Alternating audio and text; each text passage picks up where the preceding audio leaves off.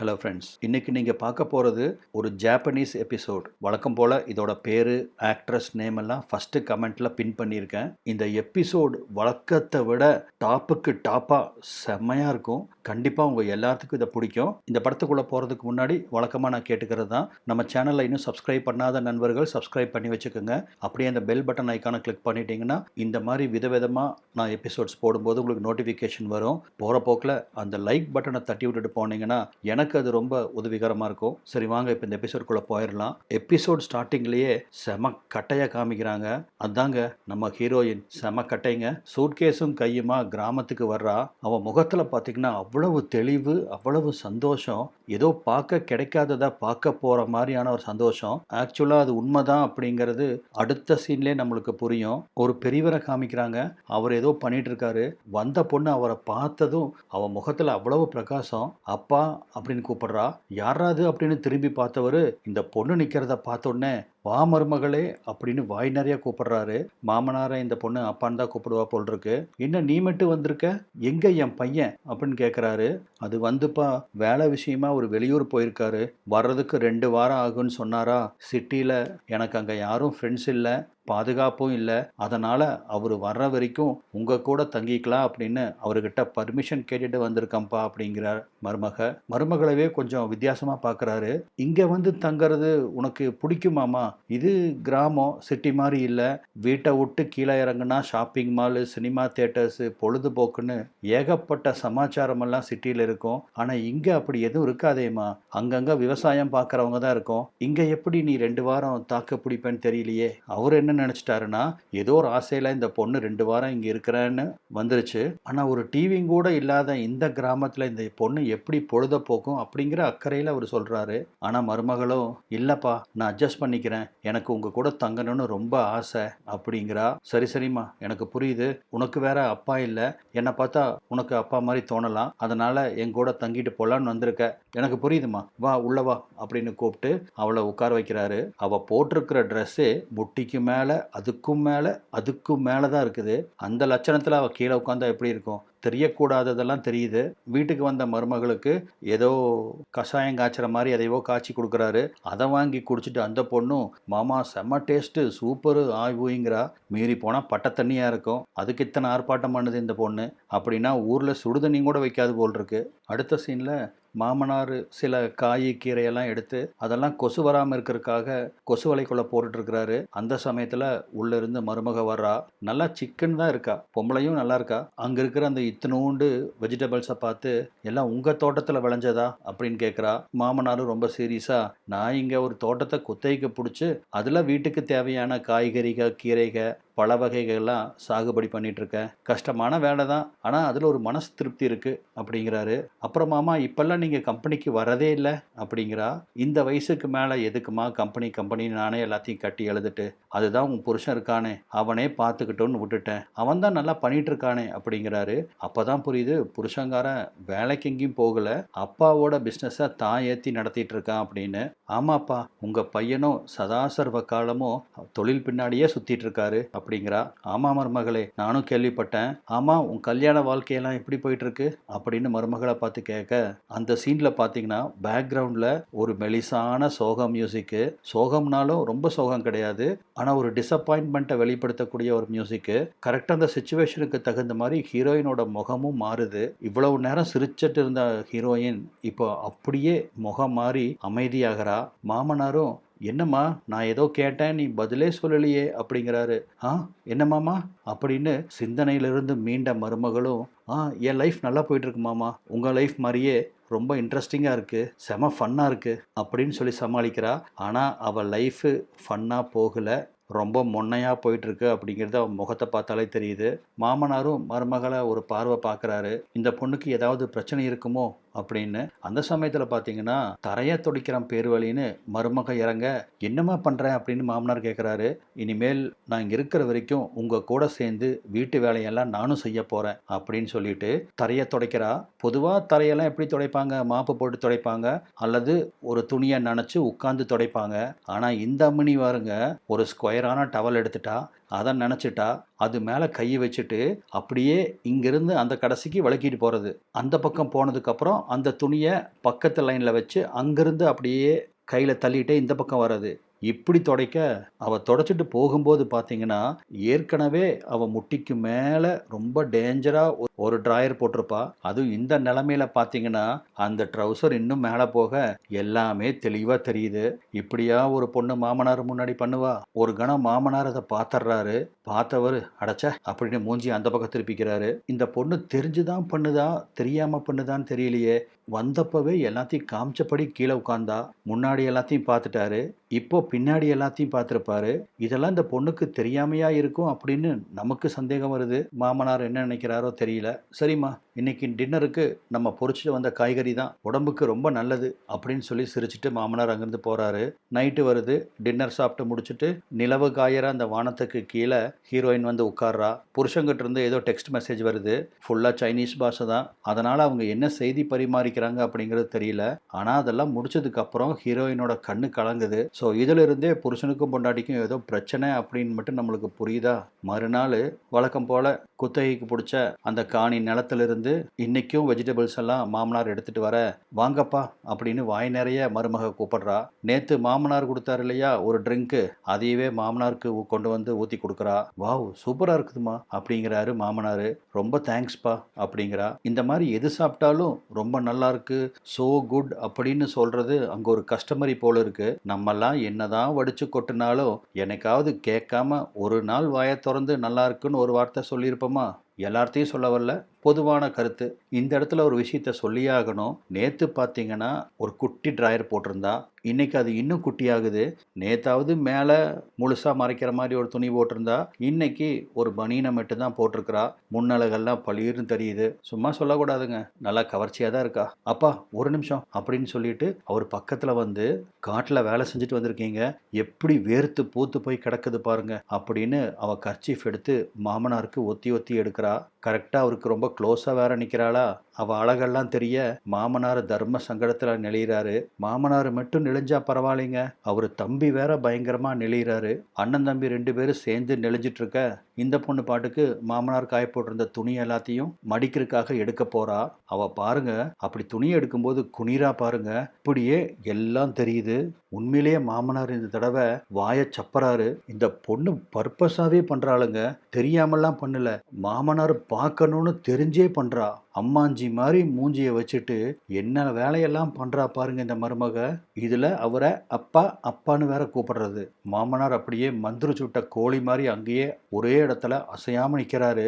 இந்த பொண்ணு ஒவ்வொரு தடவையும் போய் துணி எடுக்கும் போதும் அதே மாதிரி குனிறதும் அவர் பார்க்கறதும் இவரை கிராஸ் பண்ணி போறதுமா இருக்கு.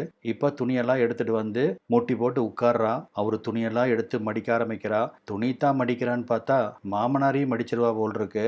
அப்பப்ப மாமனார ஒரு கிளான்ஸ் லுக் கொடுக்குறா. ஃபர்ஸ்ட் அந்த இட்லி மூஞ்சி மாமனாருக்கு புரியல, இப்பத்தான் இந்த ஆளுக்கு புரிய ஆரம்பிக்குது. அவரும் இந்த பொண்ணவே பார்த்துட்டு இருக்க, துணி மடிக்கிறது, அவரை ஒரு லுக் கொடுக்கறது, இப்படியே அவரை ஓட்டுன்னு ஓட்டுறா. ஓ, இந்த பொண்ணு சரியில்லைங்க, ஏதோ சம்பவம் பண்றதுக்கு தான் இப்படி பூனையாட்டா சுத்திட்டு இருக்கிறா. பார்ப்போம் அவன் நினைக்கிறதெல்லாம் நடக்குதான்னு பார்ப்போம். அவரும் மருமகளை லுக் கொடுக்குறாரு. மருமகளும் அவரை பயங்கரமா லுக் கொடுத்துட்டு இருக்க, ஒரு கட்டத்தில் இந்த லுக்கில் இருந்து தப்பிக்கணும் அப்படிங்கிறதுக்காக மாமனாரும், என் பையன் எப்போ ஊர்ல இருந்து வரான்னு சொன்னேன் அப்படின்னு கேட்குறாரு. அவர் எப்போ வராருன்னு எனக்கு தெரியாது, அவருக்கும் கூட தெரியாது அப்படிங்கிறா. ஓ அப்படியா அப்படின்னு மாமனார் கேட்க, ஏன் உங்களுக்கு ஏதாவது பிரச்சனையா அப்படின்னு அவரை குறும்பா பார்த்தபடி கேட்குறா. இப்போ அவர் போடுற ட்ரெஸ்ஸை எடுத்து அவன் நெஞ்சோட அணைச்சிட்டு அப்படியே கொஞ்சம் கொஞ்சமாக அதை மடிக்கிறா. செம்மையா ஆக்ஷன் கொடுக்குறாளுங்க இந்த பொண்ணு. பிரச்சனையா? இல்லை அதெல்லாம் ஒன்றும் இல்லை அப்படின்னு சொல்லி சமாளிச்சிடுறாரு. இப்போ அடுத்த சீன்லேயே பார்த்தீங்கன்னா சமையல் ரூமில் மாமனார் ஏதோ ட்ரிங்க்கு கலக்கிட்டு இருக்காரு. சரக்கு போல் இருக்கு. அவர் தான் பார்க்கக்கூடாதெல்லாம் பார்த்துருக்காரு. அந்த படபடப்பெல்லாம் அடக்கிறதுக்கு இந்த மாதிரி ஏதாவது சரக்கு குடிச்சாதான் முடியும் போல் இருக்கு. அந்த சமயத்தில் பாத்ரூம்ல இருந்து மருமக வெளிவரா. உடம்பு எல்லாமே தெரியுது, ஆனாலும் துண்டு கட்டியிருக்கா. அதை பார்த்த மாமனாரு உடனே திரும்பிக்கிறாரு. வெளியே போக முற்பட, சாரி அப்படின்னு சொன்னவ, எனக்கும் அது கொஞ்சம் கிடைக்குமா, நானும் உங்களை போல தான் ரொம்ப டென்ஷனாக இருக்கேன் அப்படின்னு சொல்லவும், மாமனாருக்கு இப்போதான் மருமகளோட எண்ணங்கள் கொஞ்சம் கொஞ்சமாக புரிய ஆரம்பிக்குது. சரக்கை ஊற்றி கொண்டு வந்து பக்கத்தில் கொடுக்குறாரு. அவர் கையில் கொடுக்கவும் அம்மணி கட்டியிருந்த துண்டு கழண்டு விழுக அங்கே பார்த்தீங்கன்னா பெரிய டைனிங் டேபிள், 2 பேர் பக்கத்தில் தாராளமாக படுத்து தூங்கலாம், அந்த அளவுக்கு பெருசு. இப்போ நான் ஏன் இதை சொல்கிறேன் அப்படிங்கிறது உங்களுக்கு புரிஞ்சிருக்கும். எல்லாம் அதுக்கு தான். இதுதான் ஓப்பனிங் சம்பவமே. 2 பேர்த்துக்கு நடுவில் ஒரு பதட்டம் இருக்கும். அந்த பதட்டத்தோடையே இந்த சம்பவம் பண்ணியிருப்பாங்க. இருந்தாலும் சூப்பராக பண்ணியிருப்பாங்க. சம்பவமெல்லாம் முடிஞ்சு 2 பேரும் பக்கத்தில் படுத்திருக்காங்க. கல்யாணமான நாள்லேருந்து என் மனைவிக்கு டவுனில் இப்போ நீங்கள் வாழ்ந்துட்டு இருக்கீங்க பார்த்தீங்களா, அந்த மாதிரி சிட்டி சைடில் வாழணும்னு ரொம்ப ஆசை. உன் கணவன் மாதிரி தான் நானும் சதாசர்வ காலமும் வேலைன்னு வெளியூருக்கு அலைஞ்சிட்டு இருந்தேன். நிறையா சம்பாரித்தேன். ஆனால் வாழ்க்கையில் அனுபவிக்க வேண்டிய சுகத்தை நான் அனுபவிக்க தவறிட்டேன். அந்த சுகத்தை என் மனைவிக்கு நான் கொடுக்க தவறிட்டேன். அந்த பாரத்தையெல்லாம் மனசில் மூட்டை கட்டி வச்சிருந்தேன். மனைவி சில காலத்துக்கு முன்னாடி தவறிட்டா. அவள் போனதுக்கு அப்புறம் தான் நம்ம வாழ்க்கையை எந்த அளவுக்கு தப்பாக வாழ்ந்திருக்கோம் அப்படின்னு எனக்கு புரிஞ்சுது. துணை போனதுக்கப்புறம் இனி பேசி என்ன இருக்குது அப்படின்னு தோலை கொடுக்குறாரு. நீங்கள் ஏன் இன்னொரு கல்யாணம் பண்ணிக்க கூடாது அப்படின்னு மருமக கேட்குறா. நானா இன்னொரு கல்யாணமா அப்படின்னு தோலை கொடுக்குனவர் அதுக்கு வாய்ப்பே இல்லைங்கிற மாதிரி தலையாட்டுறாரு. என்னை போலவே நீங்களும் ரொம்ப தனிமையாக ஃபீல் பண்ணுறீங்க. அத்தையும் இப்படித்தானே தனிமையாக ஃபீல் பண்ணியிருப்பாங்க. அந்த சமயத்துலலாம் அவங்க உடல் தேவைக்கு என்ன பண்ணியிருந்திருப்பாங்க கொஞ்சம் யோசிச்சு பாருங்க அப்படின்னு சொல்ல, அதெல்லாம் ஞாபகப்படுத்தாதம்மா, அந்த தப்புக்கு தான் நான் இப்போ தனிமையில் வாடிட்டு இருக்கேன் அப்படின்னு அவர் சொல்லவும், திரும்பவும் அவங்களுக்குள்ள ஒரு கொஞ்சல் அந்த மாதிரி நடக்குது. மறுநாள் காலையில் வழக்கம் போல் மாமனார் தோட்டத்துக்கு போய் காய்கறியெல்லாம் பொறிச்சிட்டு வராரு. வந்து பார்த்தா அந்த ஒத்த டேபிள் ஃபேன் இங்கேயும் அங்கேயும் காற்றை பரப்பிட்டு இருக்க, மருமக ஆழ்ந்து தூங்கிட்டு இருக்கா. நேற்று நைட்டெல்லாம் நடந்த சம்பவத்தால் ரொம்ப டயர்டாக தூங்கிட்டு இருக்கா. தூங்கிட்டு இருக்கிற மருமகளையே பார்த்தபடி நின்றுட்டு இருக்காரு.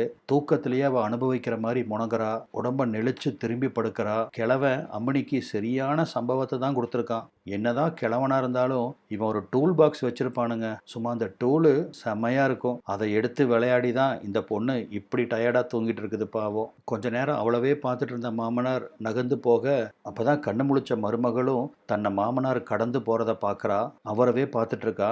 அப்பதாங்க இங்க ஹீரோயினோட வாய்ஸ் ஓவர்ல அவ எதுக்காக இங்க வந்தா அப்படிங்கிற விஷயத்த அவளே ரிவீல் பண்றா. அவ என்ன சொல்றான்னு பாத்தீங்கன்னா, கல்யாணம் ஆனதிலிருந்து அவ கணவன் மேல இவளுக்கு ஏற்பட்ட ஈர்ப்பை விட இந்த மாமனார் மேலே தான் அவளுக்கு ரொம்ப ஈர்ப்பு ஏற்பட்டிருக்கு. மாமனாரை பார்க்கும் போதெல்லாம் இந்த பொண்ணுக்கு அடி வயிற்றில் பட்டாம்பூச்சி பறக்கிற மாதிரி ஒரு ஃபீலிங்கு.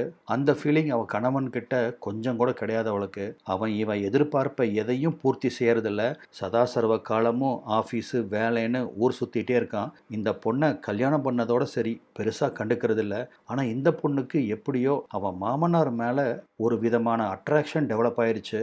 அப்பிருந்து எப்போ சான்ஸ் கிடைக்கும் மாமனார் கூட மிங்கிள் ஆகலாம் அப்படின்னு தான் இவ பிளான் போட்டிருந்திருக்கா.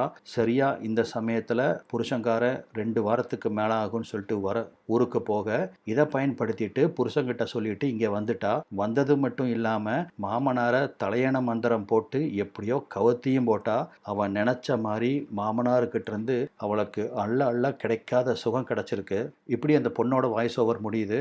மாமனார் மார்னிங்கு பிரேக்ஃபாஸ்ட்டுக்காக காய்கறி கழுவிட்டு இருக்க, அங்கே வந்த மருமகளும் அதை கொடுங்க நான் பண்ணுறேன் அப்படிங்கிறா. ஆனால் மாமனாரோ, இது ஏன் வேலைம்மா, நீ இங்கே விருந்தாளியா 2 வாரத்துக்கு வந்திருக்க, நீ போனதுக்கப்புறம் திரும்பவும் இந்த வேலையை நான் தானே செய்யணும், அதனால் இந்த வேலையை நானே பண்ணிக்கிறேன் அப்படின்னு சொல்கிறாரு. உங்கள் வேலை இல்லைங்க, நம்ம வேலை அப்படிங்கிறாவோ. அவள் என்ன சொல்ல வரான்னு மாமனார் புரிஞ்சுக்கிட்டாரு. விட்டா புருஷனை டிவோர்ஸ் பண்ணிட்டு நம்மளை கல்யாணம் பண்ணி இங்கேயே செட்டில் ஆயிடுவா அப்படின்னு தெரியும். ஏன்னா மேடத்துக்கு மாமனார் மேலே அவ்வளோ வெறி. இதோ பாருமா, நேற்று ஏதோ ஒரு வேகத்தில் நம்ம தப்பு பண்ணிட்டோம். நானும் என் மனைவி இல்லாமல் தனிமையில் ரொம்ப வருஷமாக இருந்துட்டேன்னா என்னாலையும் அடக்க முடியாமல் போயிடுச்சு. இந்த தப்பு தொடரக்கூடாது, நம்ம அதை பற்றியெல்லாம் மறந்துடுவோம் அப்படின்னு அவர் சொல்ல அவரவே ஒரு ஏமாற்றத்தோட மருமக பார்த்துட்டு நிற்கிறா. அவளும் அதையெல்லாம் மறக்க முடியாது அப்படிங்கிற மாதிரி தலையாட்டிகிட்டே அங்கிருந்து வெடுக்குன்னு போக, என்னாச்சுமா அப்படின்னு கேட்டுட்டு அவரும் பின்னாடியே வராரு.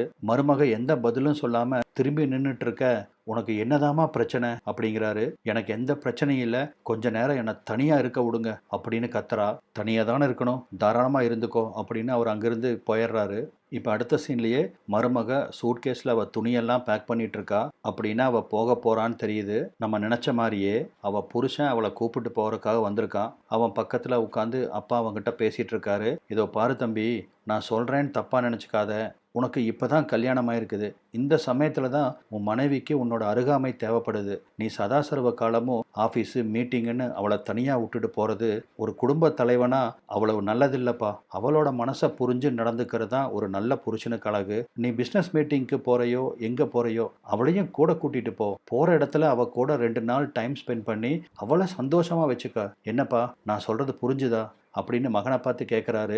சரிப்பா அப்படின்னு ஏதோ சொல்ல வந்த மகனுக்கு ஃபோன் அடிக்குது. ஹலோ அப்படின்னு சொல்லிட்டு ஃபோன் எடுத்துட்டு வெளியே போயிடுறான். மகனவே ஒரு ஏமாற்றத்தோட அப்பா பார்த்துட்டு இருக்காரு. அவர் மனசுக்குள்ள வேற நேற்று தப்பு பண்ணிட்டோம் அப்படின்னு ஒரு உறுத்தல் இருக்கா. அதனால அவங்க சாமி முன்னாடி போய் நின்று முட்டி போட்டு ஊதுபத்தி ஏத்துறாரு. கையெடுத்து ஆண்டவா என் தப்பையெல்லாம் மன்னிச்சிரு அப்படின்னு கையெடுத்து கும்பிட்டுட்டு இருக்க அந்த சமயத்தில் பார்த்தீங்கன்னா அவருக்கு பின்னாடி வந்த மருமக அவளும் முட்டி போட்டு அவரை கட்டி பிடிக்கிறா. அவ கிட்ட இருந்து வெடுக்குன்னு விலகின மாமனாரும் என் பையன் வந்திருக்காமா அப்படிங்கிறாரு. உங்க பையன் வந்திருக்காரு, அவர் இப்போ ஃபோன் பேச ஆரம்பிச்சிட்டாரு. நம்ம 2 பேரும் ஆட்டி சமைச்சு சாப்பிட்டு களைப்பாடுற வரைக்கும் அவர் திரும்பி வரமாட்டாரு அப்படின்னு சொல்லிட்டு இந்த இடத்துல அடுத்த சம்பவம், ஏன்னா இதுதான் கடைசி சம்பவம் அப்படிங்கிறதால செம்ம அல்டிமேட்டாக இருக்கும். அவ சொன்ன மாதிரியே 2 பேரும் நல்லா ஆட்டி வடை சுட்டு கடைசியாக ஹீரோயின் பாயசம் சாப்பிட்ற வரைக்கும் அவ புருஷன் ஃபோன் தான் பேசிகிட்டு இருப்பான். அவ சொன்னது கரெக்டாக போச்சு. பாயசமெல்லாம் சாப்பிட்டு முடிச்சு வாயை தொடச்சிட்டு மருமக ரெடியாகிறா. அப்பவும் பார்த்தீங்கன்னா அவன் ஃபோன்லேயே தான் இருக்கிறான். எத்தனை காசு வரும் எத்தனை காசு வரும்னே கேட்டுட்ருக்கிறான். சில ஜென்மங்களுக்கு என்ன சொன்னாலும் புரியாது. தேவதை மாதிரி ஒரு பொண்ணு, அதையவே அவன் திரும்பி பார்க்க மாட்டேங்கிறான்னா இவன்லாம் வேஸ்ட்டு அப்படிங்கிற மாதிரி மாமனார் பார்த்தபடி நின்றுட்டுருக்க. மருமக விருப்பம் இல்லாமல் போகிறா. கண்டிப்பாக அவள் திரும்பி பார்ப்பா அப்படின்னு எனக்கு தோணுது. கரெக்டு.